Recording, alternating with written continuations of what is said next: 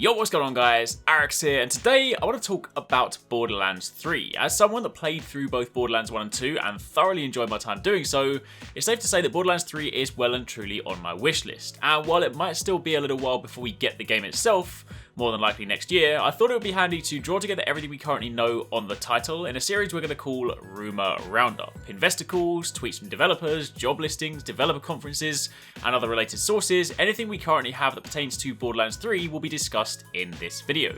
So if you do enjoy this and you're hyped for the game, then don't forget to drop a like on this video and comment down below and let me know what you'd most like to see in Borderlands 3. Now to begin with, before we start rounding up everything we currently know, it is worth calling out that for those of you that were hoping we'd perhaps get our first glimpse of Borderlands 3 at E3, sadly it's looking like that won't be the case. In a recent string of tweets from Randy Pitchford, Gearbox Software CEO, he all but confirmed that the title would be skipping E3.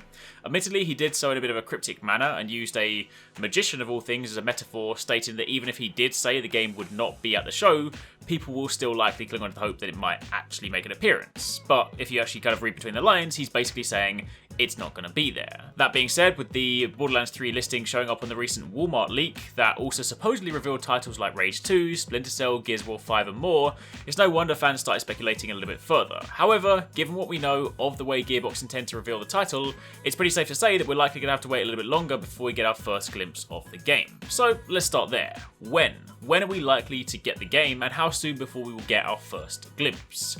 Well, there's obviously no official release date at this stage, and we still have yet to get any sort of major announcement, but thanks to a couple of Take-Two earnings calls, we know that they have a highly anticipated new title from one of 2K's biggest franchises, slated to release in the fiscal year of 2019, which means that could be anywhere from the end of 2018 all the way up to the end of 2019. Now, Borderlands games are historically released towards the tail end of the year, September-October time, so you're either looking at the end of this year or the end of next year. But given that we've heard nothing so far, it's pretty safe to assume we're still a way out at the moment. It is also worth calling out that in a podcast discussion, Randy Pitchford spoke about the way that the gaming landscape is changing and how people these days don't really like to wait too long after announcements. It doesn't really work as well anymore when you announce a game and make people wait 2 or 3 years for it. It's much better to announce it and then have the game available not too long after. Sort of like what Nintendo's been doing with a lot of their Switch releases, having most of them available within the same year that they're announced.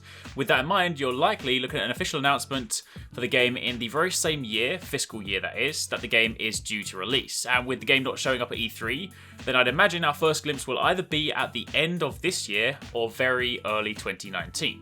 So with that covered, what else do we know? Well, we know that around 90% of Gearbox Studio is currently working on Borderlands 3. Again, this came from Randy Pitchford at last year's PAX West panel, when he confirmed that the studio was full steam ahead on the project that, quote-unquote, most of you guys want us to be working on.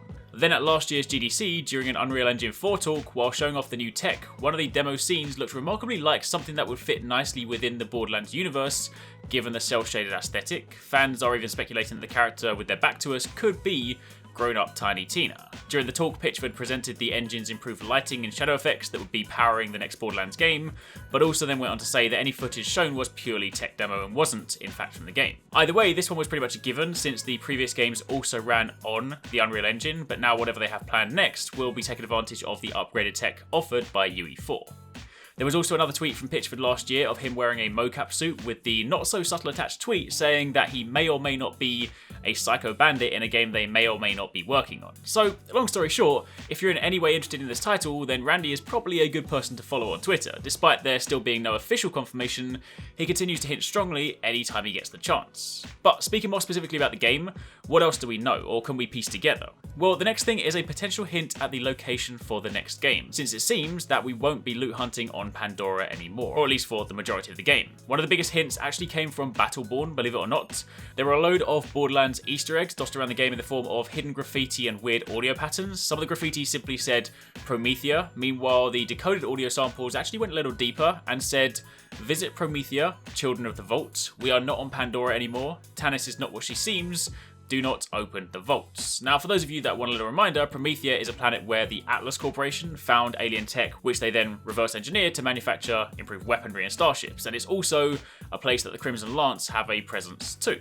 There are other planets that have been mentioned in the past, places like Artemis, Mordecai's planet of origin, or Athena's, Maya's planet of origin, Demophon, Dionysus, the various Eden planets, etc. The list goes on, but it would be pretty cool if perhaps the next entry in the series sees us visit multiple planets, but at this stage, that's more of a broad wish. The hints so far seem to point towards Promethea. However, going back to the GDC talk, Pitchford did also mention that the tech was able to simulate different physics depending on the planet's properties, and that the sun and moons might be in different positions than we're used to on Pandora. So could that perhaps further hint at the idea of multiple planets? Again, it's just a thought.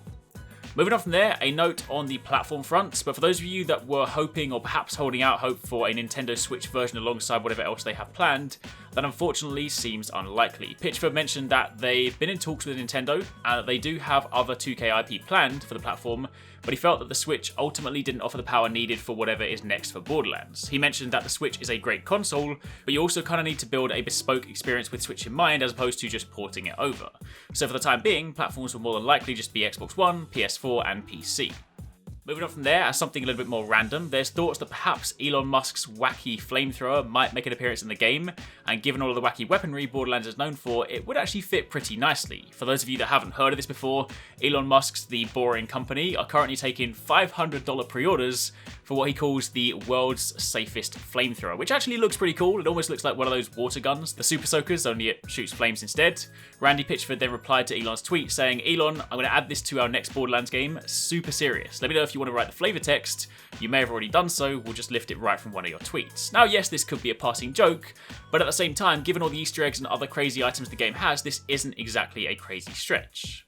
So, to round things out, just touching on the Walmart leak again that I mentioned in passing at the start. I'm sure by now a lot of you guys have seen this, but a week or so back, Walmart listed a load of unannounced titles on their website. Now to be clear, this doesn't really confirm anything too much. Retailers put up pre-orders for games well before you can buy them, well before they even have dates. I remember placing my pre-order for Final Fantasy 15 back when it was called Final Fantasy Versus 13, so in truth, that means nothing really. But seeing it listed here, alongside some other games that we already know to be announced in or around E3, definitely did raise some interesting questions. But for now, that's really all we have to go on. So broadly speaking, we're looking at a release somewhere in the fiscal year of 2019, and while that could be this year, if we're thinking realistically, especially given what the end of the year looks like already, then next year seems most likely. And in scope, it's set to be bigger and more complex than before, which is kind of what you expect from a sequel.